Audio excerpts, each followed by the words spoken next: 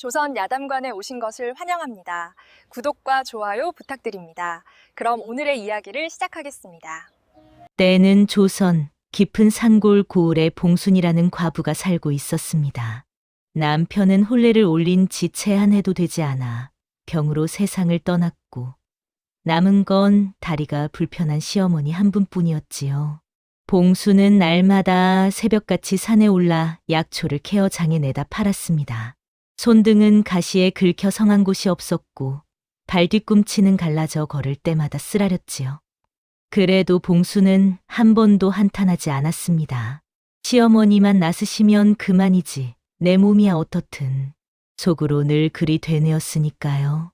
그러던 늦가을 황혼 무렵이었습니다. 약초 보따리를 등에 지고 산에서 내려오는 길, 고을 어기내가를 따라 걷고 있었는데 갈대밭 사이에서 이상한 소리가 들려왔습니다. 처음엔 짐승 울음인가 싶었지요. 그런데 가만히 귀를 기울이니 사람 목소리였습니다. 그것도 아주 어린아이의 목소리였어요.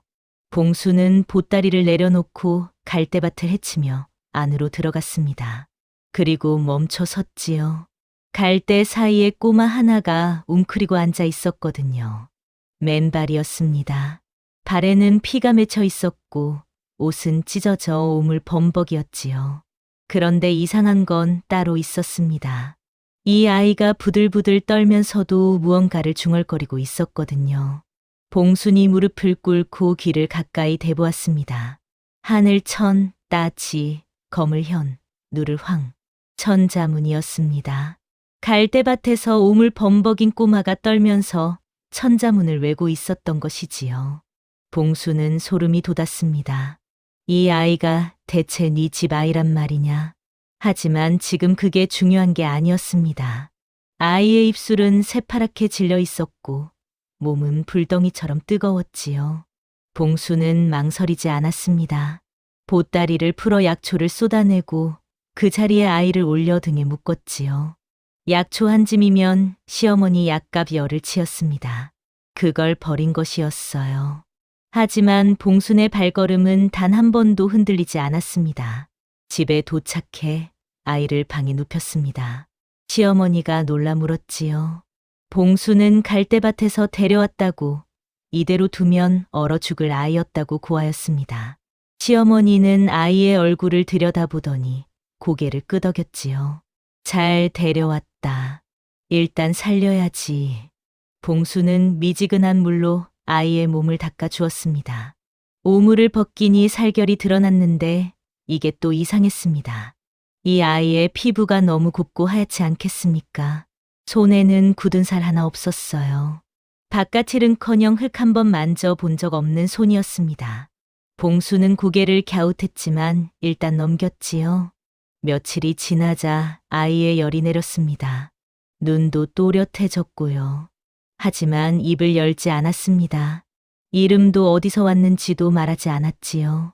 봉순은 그냥 도련님이라 불렀습니다. 시어머니가 봉순을 부엌으로 불러 낮은 목소리로 말했습니다. 이 아이 범상치 않다. 아무한테도 말하지 마라. 아이는 밥을 먹지 않았습니다. 봉순이 무엇을 차려도 고개를 돌렸지요. 죽을 끓여도 미음을 워도 입을 꾹 다물고 눈물만 글썽였습니다. 이대로 가다간 겨우 살린 아이를 또 잃을 판이었지요. 봉순의 마음이 타들어 가기 시작했습니다. 그날 밤도 아이는 밥을 한 숟갈도 넘기지 못했습니다. 봉순이 빈 사발을 들고 부엌에 한참을 앉아 있는데 시어머니가 불렀지요. 무서운 일을 겪은 아이야. 낯선 곳에서 낯선 사람이 주는 음식을 어찌 받아들이겠느냐. 그 아이의 마음을 먼저 녹여야 한다. 봉순이 물었습니다. 마음을 녹이려면 어찌해야 하옵니까? 시어머니가 답했지요. 익숙한 냄새를 맡게 해봐라. 사람의 마음을 여는 건 맛이 아니라 향이니라. 봉순은 곰곰이 생각했습니다. 이 아이에게 익숙한 냄새라. 아이를 간호하던 중 오물과 땀 냄새 속에 묻혀있던 희미한 향이 떠올랐지요. 달콤하면서도 알싸한 그 향, 그건 계피 냄새였습니다. 봉수는 벌떡 일어났습니다. 부엌 선반 위 항아리를 뒤졌지요. 시어머니가 아끼던 계피 조각이 거기 있었습니다. 이제 딱 한 조각밖에 남지 않은 것이었어요. 이걸 쓰면 시어머니 약 쓸 계피가 없어지는 것이었습니다. 봉순의 손이 잠깐 멈췄지요. 그때 방 안에서 아이의 배꼽시계 소리가 꼬르륵 울렸습니다. 봉순은 계피를 쥐고 마당으로 나갔습니다. 울타리 밑을 살피니 늙은 호박 하나가 굴러다니고 있었습니다. 누렇게 말라붙은 덩굴에 매달려 아무도 거들떠보지 않던 호박이었지요. 껍질은 투박하고 빛깔도 볼품없었습니다. 봉수는 그 호박을 두 손으로 들고 부엌으로 돌아왔습니다. 칼을 들었지요. 호박 껍질이 단단해서 칼이 잘 들어가지 않았습니다. 봉수는 힘을 주어 한 번, 두 번, 세 번. 쩍! 호박이 두 쪽으로 갈라졌습니다. 속에서 노란 과육이 드러났지요. 볼품없는 겉모습과 달리 속은 굽고 탐스러웠습니다. 씨를 파내고 적당한 크기로 잘라 이가 나간 낡은 뚝배기에 넣었습니다. 물을 붓고 화덕에 올렸지요. 장작이 타닥타닥 소리를 내며 타들어갔습니다. 봉수는 나무 주걱으로 천천히 저었습니다. 급하게 젓지 않았지요. 호박이 스스로 풀어질 때까지 기다렸습니다. 각이 졌던 것들이 둥그러지고 딱딱했던 것들이 부드러워졌습니다. 봉수는 그 모습을 가만히 지켜보았지요. 이 아이의 마음도 이렇게 녹았으면 호박이 완전히 물러졌을 때 계피 조각을 꺼내 뚝배기 안에 톡 넣었습니다. 그 순간이었지요. 계피가 뜨거운 호박죽 속에서 향을 풀기 시작했습니다. 구수하고 달한 내음 위로 알싸한 향이 얹혀지며 부엌 전체로 퍼져나갔지요. 향기는 온 틈으로 빠져나가 마루를 지나고 방문 아래 틈으로 스며들었습니다. 봉순이 부엌에서 숨을 죽이고 기다렸지요. 아무 소리도 나지 않았습니다. 한참을 그렇게 기다렸어요. 그때 삐걱 방문이 열리는 소리가 났습니다. 아이가 서 있었습니다. 방문을 두 손으로 잡고 코를 벌름거리며 서 있었지요. 며칠째 꺼져 있던 그 눈이 달라져 있었습니다. 뭐라 설명하기 어려운 빛이었어요. 그리움 같은 것이었습니다. 아이가 한 발짝 내디뎠습니다. 맨발이었지요. 마루의 차가운 나무 바닥을 밟으며 한 발짝, 또 한 발짝 부엌을 향해 걸어왔습니다. 봉수는 움직이지 않았습니다. 혹시라도 이 아이가 다시 돌아서면 안 되니까요. 아이가 부엌 문턱 앞에 섰습니다. 뚝배기를 내려다보았지요. 노르스름한 호박죽이 보글보글 끓고 있었습니다. 봉순이 말없이 죽을 사발에 떠 담아 후후 불어식혔습니다. 아이 앞에 놓고 숟가락을 내밀었지요. 그 작은 손이 떨리며 숟가락을 쥐었습니다. 죽을 한 숟갈 떠 입에 넣는 순간 눈물이 뚝 떨어졌지요. 울면서도 두 번째, 세 번째 숟가락을 떴습니다. 사발이 비어갔지요. 봉수는 아이의 머리에 손을 얹어 천천히 쓸어내렸습니다. 천천히 먹거라. 아무도 안 뺏어간다. 아이가 봉순을 올려다보았습니다. 눈물 범벅인 얼굴에 아주 희미하고 아주 작은 미소가 번졌지요. 그날 밤이었습니다. 봉순이 아이의 옷을 빨려고 펼치다 손이 멈췄지요. 찢어진 안감 깊숙이 무언가가 꿰매어져 있었습니다. 칠밥을 뜯어내니 엄지손톱만 한 크기의 옥패 하나가 나왔지요. 그 위에 정교하게 새겨진 용문양. 봉순의 손이 떨렸습니다. 이런 옥패는 아무나 지니지 못하는 것이었지요. 봉순은 아무 말 없이 옥패를 다시 안감에 꿰매어 넣었습니다. 더 단단하게, 더 깊숙이. 다음 날부터 봉순은 아이를 더 철저히 숨겼습니다. 마을 사람들에게는 먼 친척 아이를 맡았다고 둘러댔지요. 그런데 마을에 수상한 눈이 생겨나기 시작했습니다. 주막을 운영하는 갑돌이 영감이었지요. 관아 포졸들과 결탁해 마을 정보를 팔아넘기는 자였습니다. 갑돌이 영감은 봉순이 갑자기 외지 아이를 들인 것을 수상히 여겼지요. 저 과부가 뭔가 숨기고 있어. 좁은 눈으로 봉순의 집을 훑으며 혼자 중얼거렸습니다. 그 무렵 아이에게도 이상한 점이 하나 더 드러났지요. 어느 날 봉순이 뒷마당에 나가보니 아이가 흙바닥에 무언가를 그리고 있었습니다. 가까이 들여다보니 담장과 기둥, 겹겹이 이어지는 지붕의 모양이었지요. 봉수는 그것이 무엇인지 알 수 없었습니다. 다만 한 가지는 알았습니다. 이 아이가 살던 곳은 산골 어딘가의 평범한 집이 아니었다는 것을. 아이는 어느새 봉순의 뒤를 졸졸 따라다녔습니다. 봉순이 산에 갈 때면 문 앞에 서서 돌아올 때까지 기다렸다가 달려와 치마폭을 잡았지요. 봉순도 이 아이 없는 삶은 이제 상상할 수 없게 되었습니다. 어느 날 봉순이 산에서 돌아오니 아이가 약초들을 전부 정리해 놓았습니다. 이름, 효능, 함부로 쓰면 안 되는 것까지 따짐없이 적혀 있었지요. 가르쳐 준 적이 없었습니다. 그저 옆에서 지켜본 것만으로 이 모든 것을 꿰고 있었던 것이지요. 시어머니가 나지막이 말했습니다. 이 아이, 보통 아이가 아니야. 또 다른 날이었습니다. 마을 서당 아이들이 담장 너머에서 천자문을 외다 막히자 담장 이쪽에서 조용한 목소리가 틀린 부분을 고쳐주었지요. 서당 훈장이 깜짝 놀라 담장 밖을 내다보았지만 아이는 이미 사라진 뒤였습니다. 밤이 되면 봉수는 아이의 잠든 얼굴을 들여다보곤 했습니다. 이 눈빛을, 이 말투를, 이 손을 어디선가 본 것 같다는 느낌이 자꾸만 들었지요. 어디서였을까? 봉수는 그 답을 찾으려 하다 이내 그만두었습니다. 어디서 왔든 무엇이든 지금 이 아이는 자신이 지켜야 할 아이였으니까요. 갑돌이 영감이 마침내 움직였습니다. 관아 포졸 우두머리 최행수를 불러들여 귀띔했지요. 봉순이 집에 수상한 아이가 있다. 신고하면 포상이 두둑할 것이다.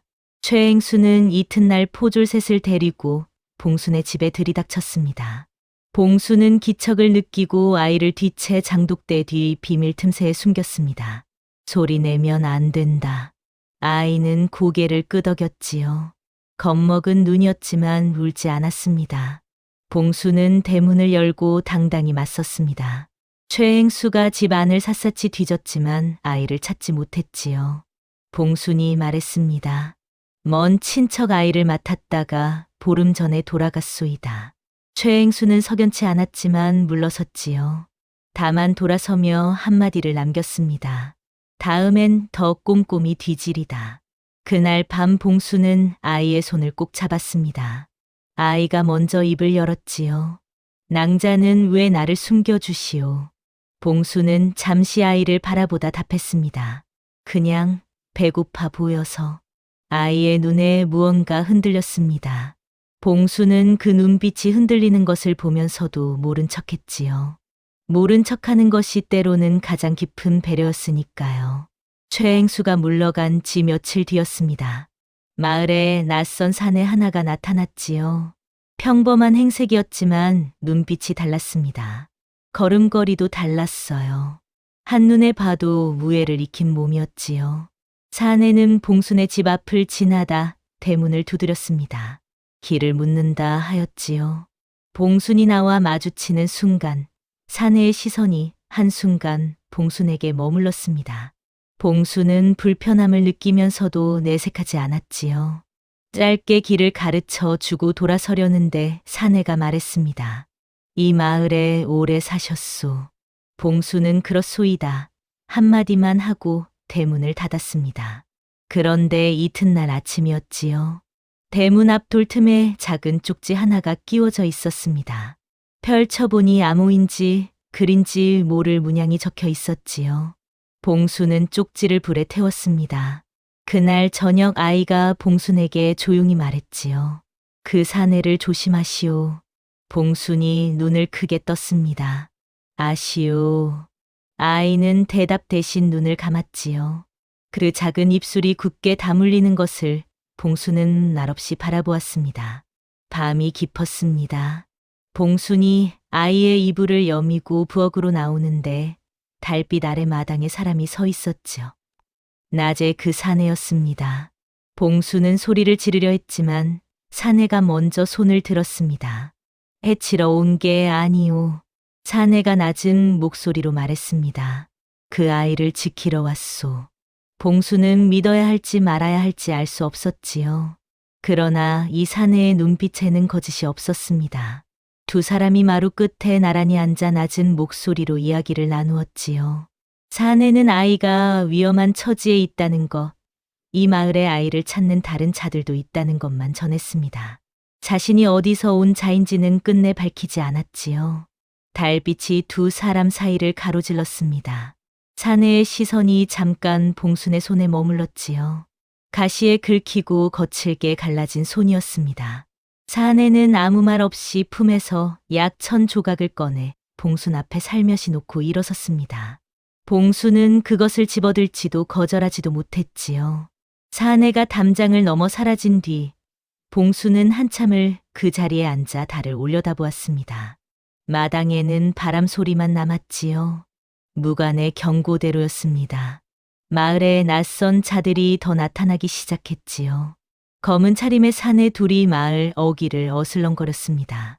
행색은 평범했지만 눈빛이 달랐지요. 무언가를 찾고 있는 눈이었습니다. 아이가 창문 너머로 그들을 보는 순간이었습니다. 얼굴이 돌처럼 굳었지요. 봉순이 조용히 물었습니다. 저들을 아시오? 아이는 고개를 저었습니다. 그러나 그 눈빛은 분명히 안다고 말하고 있었지요. 봉순은 더 묻지 않았습니다. 그날 밤이었습니다. 아이가 봉순에게 다가와 낮은 목소리로 말했지요. 오늘 밤 떠나야 하오. 봉순은 시어머니를 두고 갈 수 없었습니다. 그러나 시어머니가 먼저 말씀하셨지요. 봉순아, 이 아이를 데리고 뒷산으로 가거라. 나는 괜찮다. 봉순은 시어머니의 손을 꼭 잡았습니다. 눈물이 차올랐지만 삼켰지요. 봉순은 아이를 업었습니다. 한밤중이었지요. 뒷산 깊은 곳을 향해 달렸습니다. 아이를 업은 봉순의 등이 뜨거웠지요. 달리는 중에 봉순은 느꼈습니다. 이 아이의 무게가, 짊어진 그 무게가 자기가 알던 것보다 훨씬 크다는 것을. 그러나 발걸음은 멈추지 않았습니다. 뒷산 어둠 속으로 두 사람의 모습이 사라졌지요. 뒷산 깊숙한 바위 틈에 숨어 봉순과 아이가 숨을 골랐습니다. 한참을 그렇게 앉아 있었지요. 바람 소리와 나무잎 스치는 소리만이 두 사람을 감싸고 있었습니다. 그때 아이가 봉순의 귀에 입을 가져다 댔습니다. 그리고 처음으로 자신의 이름을 속삭였지요. 봉순의 온몸이 굳었습니다. 발이 그 자리에 박혀버린 것 같았지요. 이름 안에 왕실 학렬자가 들어 있었습니다. 봉순은 그 이름을 삼키듯 속으로 되뇌었지요. 그리고 아이의 얼굴을 다시 보았습니다. 별을 담은 듯 깊고 고요한 눈빛, 굳은 살 하나 없던 손, 천자문을 외던 또렷한 입술, 잠결에 흘리던 아바마마라는 말. 모든 것이 한꺼번에 맞아떨어졌습니다. 봉순의 눈에 눈물이 차올랐지요. 아이가 봉순의 손을 꼭 잡았습니다. 두렵소. 봉순은 고개를 저었습니다. 그리고 아이를 더 꽉 끌어안으며 오히려 더 깊은 산속으로 달렸지요. 도망가는 게 아니었습니다. 더 단단히 숨기는 것이었지요. 한참을 달리다 봉순이 멈췄습니다. 아이가 품속에서 옥패를 꺼내 내밀었지요. 이것을 낭자가 가지고 계시오. 봉순은 받지 않았습니다. 제자리에 있어야 할 것은 제자리에 있어야 하옵니다. 아이가 봉순을 오래 바라보았지요. 날이 밝을 무렵이었습니다. 바위 틈에 숨어 있던 봉순 앞에 그 무관이 나타났지요. 그리고 천천히 무릎을 꿇었습니다. 봉순은 물러서려 했지만 무관이 먼저 말했지요. 저는 내금이 소속이옵니다. 왕실 밀명을 받아 세자저하를 보호하러 왔소이다. 무관이 말을 이었습니다. 검은 사내들은 내명부 일파의 자객이라 하였지요. 세자저하를 해하려는 무리가 궁 안에 있었고 저하께서는 그 손길을 피해 궁을 빠져나오신 것이라 했습니다. 갑돌이 영감의 밀고로 자객들이 이미 위치를 알고 있으니 지금 당장 다른 경로로 이동해야 한다 하였지요. 봉순이 물었습니다. 저하를 궁으로 데려가면 또 위험한 것 아니요. 무관은 잠시 침묵했습니다. 그리고 답했지요. 이번엔 다르오. 전하께서 친히 어명을 내리셨소. 봉수는 아이를 내려다보았습니다. 아이가 봉순의 치마폭을 꼭 쥐고 있었지요. 무관도 그 손을 보았습니다. 그리고 잠시 눈을 돌렸지요. 봉순이 아이의 손을 두 손으로 감쌌습니다. 가셔야 하옵니다. 목소리가 떨렸지만 흔들리지 않았지요. 무관이 돌아서며 혼자 중얼거렸습니다. 참으로 대단한 여인이다. 그 말이 바람결에 실려 봉순의 귀에 닿았지만 봉순은 못 들은 척했습니다. 무관이 자객들을 처리하는 동안 갑돌이 영감과 최행수의 죄상이 낱낱이 드러났습니다. 왕실 관련 정보를 사사로이 팔아넘긴 죄, 이는 영모에 준하는 죄목이었지요. 포졸들이 갑돌이 영감과 최행수를 묶어 끌고 갔습니다. 갑돌이 영감이 끌려가며 봉순을 향해 소리쳤습니다. 봉순이 내년도 무사하지 못할 것이다. 봉순은 대문 앞에 서서 그 모습을 지켜보았습니다. 한마디도 보태지 않았지요. 마을 사람들이 수군거렸습니다. 봉순이가 대체 무슨 아이를 숨기고 있었던 게야. 봉순은 아무것도 설명하지 않았습니다. 설명이 필요 없었지요. 하늘이 알고 있었으니까요. 그날 저녁이었습니다. 시어머니가 봉순의 손을 잡았지요. 잘했다, 봉순아. 그 한마디에 봉순이 무너졌습니다. 석 달 동안 한 번도 무너지지 않았던 봉순이었지요. 시어머니 품에서 소리 없이 울었습니다. 아이가 떠난 빈자리가 그제야 실감으로 밀려왔지요. 밥상 위에 놓인 작은 사발 하나, 아이가 늘 앉던 자리가 텅 비어 있었습니다. 봉수는 그 자리를 오래 바라보았지요. 부엌에서는 아무 소리도 나지 않았습니다. 아이가 궁으로 돌아갔습니다. 온 나라가 석 달째 찾아 헤맨 세자였으니 궁궐은 그야말로 난리가 났지요. 왕은 세자를 끌어안고 한참을 놓지 못했습니다. 내관들이 울고 나인들이 울고 궁 전체가 기쁨으로 들썩였지요. 그러나 기쁨은 오래가지 못했습니다. 환궁 첫날 수라간에서 최고의 상을 차려 올렸지요. 살이 도톰한 전복찜, 하루 종일 고아낸 곰탕, 꿀에 재운 약과까지. 세자가 젓가락을 들었다 내려놓았습니다. 다음 날도 그 다음 날도 마찬가지였지요. 팔도 별미를 올려도 산삼을 넣어도 녹용을 써도 세자는 상 위의 음식들을 바라보다 고개를 떨궜습니다. 그리고 품에서 작은 헝겊 주머니를 꺼내 코에 댔지요. 바느질 땀이 삐뚤한 허름한 주머니였습니다. 궁궐 어디에서도 본 적 없는 물건이었지요. 세자는 그것을 맡을 때만 눈을 감았습니다. 잠깐이지만 편안한 표정이 스쳤지요. 마치 어딘가 다른 곳에 있는 것처럼요. 그러나 주머니를 내려놓는 순간 다시 얼굴이 돌처럼 굳었습니다. 밥은 거부하면서도 그 주머니만큼은 목숨처럼 쥐고 있었지요. 보름이 지나자 세자의 볼이 눈에 띄게 꺼졌습니다. 손목이 가늘어지고 걸을 때 비틀거렸지요. 왕이 수라간 제조 허 대감을 불렀습니다.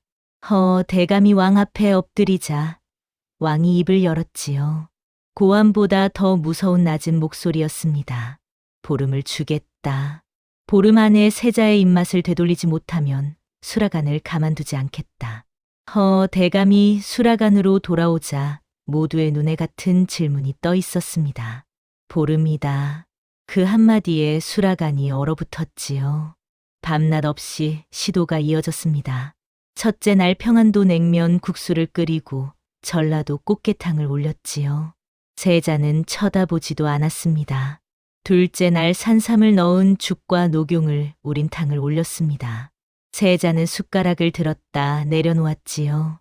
셋째 날 조리법을 바꿔 같은 재료를 지지고 볶고 구워봤습니다. 세자는 상 위 음식들을 하나하나 내려다보다 고개를 떨궜지요. 그리고 또 그 헝겊 주머니를 꺼내 코에 댔습니다. 엿새째 되는 날 허 대감은 수라간 구석에 앉아 지금까지 시도한 것들을 머릿속으로 되짚었습니다. 뭘 해도 안 되는 것이었지요. 그런데 한 가지 세자가 유일하게 반응하는 것이 있었습니다. 그 헝겊 주머니였지요. 허 대감이 자리에서 천천히 일어섰습니다. 대감이 세자가 잠든 틈에 조심스럽게 처소로 들어갔습니다. 촛불 하나가 구석에서 가물가물 타고 있었지요. 세자는 너무 작아 보였습니다. 2달 전보다 훨씬 야위어 있었지요. 잠든 세자의 2 손이 가슴 위에서 그 헝겊 주머니를 꼭 쥐고 있었습니다. 대감이 주머니를 손바닥 위에 올려 살폈습니다. 땀이 삐뚤하고 실밥이 삐져나와 있었지요. 그러나 단단하게 여며져 있었습니다.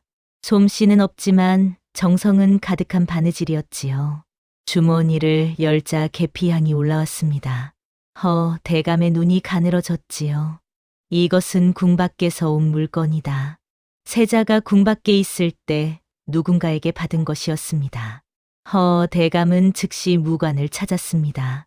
세자 저하를 어디서 찾았소? 남쪽 산골이었소. 그곳에서 저하를 돌본 자가 누구요? 무관이 잠시 생각하더니 답했지요. 봉순이라는 이름의 젊은 과부였소. 대감의 확신이 굳어졌습니다. 답은 그 과부에게 있었지요. 대감이 즉시 말에 올랐습니다. 수라간 최고 책임자가 궁을 비우는 것은 이례적인 일이었지요. 하지만 남은 시간이 없었습니다. 이틀 밤낮을 쉬지 않고 달렸지요. 셋째 날 아침 갈대밭 너머 작은 초가집이 보였습니다. 울타리 밑에 늙은 호박이 굴러다니고 있었지요. 대감이 대문을 두드렸습니다. 봉순이 문을 열고 포졸들을 보자 얼굴이 하얘졌지요. 대감이 말했습니다. 궁에서 왔소. 세자저하의 일이오. 봉순은 그 말 한마디에 거부할 수 없었습니다. 방으로 뛰어들어가 짐을 쌌지요. 그런데 봉순의 손이 이상한 것들을 집어들었습니다. 이가 나간 낡은 뚝배기, 울타리에서 가져온 늙은 호박 한 덩이, 항아리 깊숙이 아껴두었던 계피 조각이었지요. 그것들을 보자기에 싸서 등에 졌습니다. 궁으로 가는 산골 과부의 등짐 치고는 참 이상한 짐이었지요. 시어머니가 문 앞에 서서 말했습니다. 봉순아, 그 아이를 살려라. 봉순이 고개를 깊이 숙이고 돌아섰지요. 궁에 도착해 수라간에 들어서자 상궁들의 싸늘한 시선이 쏟아졌습니다. 저 꼴을 보십시오. 집신의 먼지투성이로 세자저하의 수라를 짓겠다는 겁니까? 봉순은 돌아보지 않았습니다. 보자기를 내려놓고 매듭을 풀었지요. 안에서 나온 것은 3가지였습니다. 이가 나간 낡은 뚝배기 하나, 울퉁불퉁한 늙은 호박 한 덩이, 작은 계피 조각 하나. 그게 전부였지요. 수라간에 정적이 흘렀습니다. 대감이 말했지요. 화덕 하나를 비워라. 봉순이 화덕 앞에 섰습니다. 뚝배기를 물로 씻고 이가 나간 자리를 손끝으로 쓸었지요. 오래된 것을 다루는 손길이었습니다. 호박을 쪼개고 뚝배기에 넣어 물을 붓고 화덕에 올렸지요. 급하지 않았습니다. 천천히 저었지요. 수라간의 다른 화덕들이 요란하게 끓는 동안 봉순의 뚝배기는 조용히 보글보글 소리만 냈습니다. 시간이 흐르자 호박이 풀어지며 노릇한 빛깔이 퍼졌지요. 봉순이 계피 조각을 꺼내 통 넣는 순간이었습니다. 향이 피어올랐지요. 구수하고 달한 내음 위로 알싸한 향이 얹혀졌습니다. 수라간 천장까지 올라가고 문틈을 빠져나가 복도를 따라 흘러갔지요. 김상궁의 코가 먼저 반응했습니다. 팔짱을 풀었지요. 아까까지 저 촌년이라 비웃던 상궁이었습니다. 나인들도 하나 둘 뚝배기 쪽으로 다가왔지요. 궁중 최고의 식재료로 만든 어떤 음식에서도 맡아본 적 없는 향이었습니다. 향기는 복도를 지나고 마당을 건너 동궁전으로 흘러갔습니다. 세자의 처소 문풍지로 스며들었지요. 세자의 코끝에 닿는 순간 미간이 꿈틀했습니다. 눈꺼풀이 떨렸지요. 세자가 눈을 떴습니다. 상체를 일으키더니 나인들이 말리는 것도 듣지 않고 맨발로 복도로 뛰어나갔지요. 향기를 따라 달렸습니다. 수라간 문 앞에 섰지요. 화덕 앞에 등을 보이며 서 있는 여인. 그을린 목덜미, 때 묻은 치마, 거친 손으로 주걱을 잡고 있었습니다. 세자의 입술이 떨렸지요. 유무. 세자가 비틀거리는 다리로 달려와 봉순의 치마폭에 얼굴을 묻었습니다. 두 손으로 치마를 움켜쥐었지요. 그리고 울음을 터뜨렸습니다. 궁에 돌아온 뒤 한 번도 울지 않던 아이였지요. 봉수는 한동안 움직이지 못했습니다. 눈물이 앞을 가렸지요. 그 손으로 세자의 머리를 감싸 안았습니다. 수라간 전체가 숨을 죽였지요. 김상궁의 눈에 눈물이 맺혔습니다. 대감은 고개를 돌리고 눈가를 손등으로 훔쳤지요. 봉순이 세자의 얼굴을 두 손으로 감싸 눈물을 닦아 주었습니다.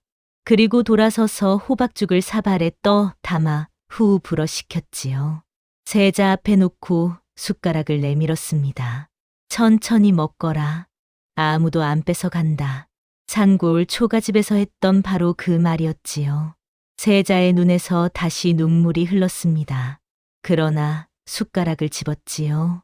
한 숟갈, 두 숟갈, 세 숟갈. 사발이 비었습니다. 두 번째 사발도 비웠지요.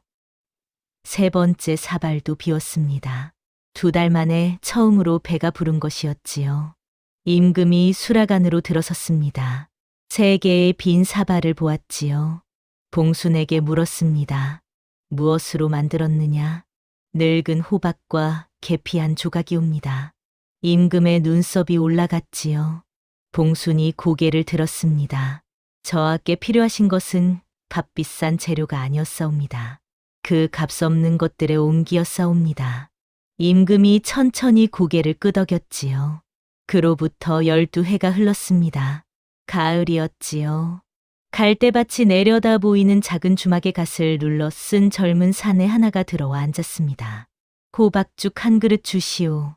봉순이 사발을 들고 나와 놓았지요. 사내가 한 숟갈을 입에 넣는 순간 눈물이 뚝 떨어졌습니다. 갓을 벗었지요.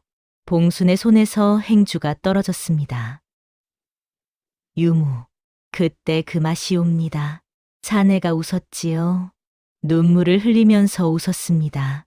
두 사람은 마주 앉아 말없이 호박죽을 나눴습니다. 밖에서는 가을바람이 불고 울타리에 늙은 호박이 살랑살랑 흔들리고 있었지요. 갈대밭에서는 갈대가 서걱서걱 소리를 냈습니다. 12해 전 봉순이 꼬마 하나를 업고 걸어왔던 바로 그 갈대밭이었지요. 가장 귀한 음식은 가장 값비싼 재료로 만든 것이 아니었습니다. 가장 따뜻한 마음으로 끓인 것이었지요. 오늘 이야기는 여기까지입니다. 재미있게 들으셨다면 좋아요와 구독으로 이 이야기의 온기를 더해 주시옵소서. 다음에도 가슴 따뜻한 이야기로 다시 찾아뵙겠습니다.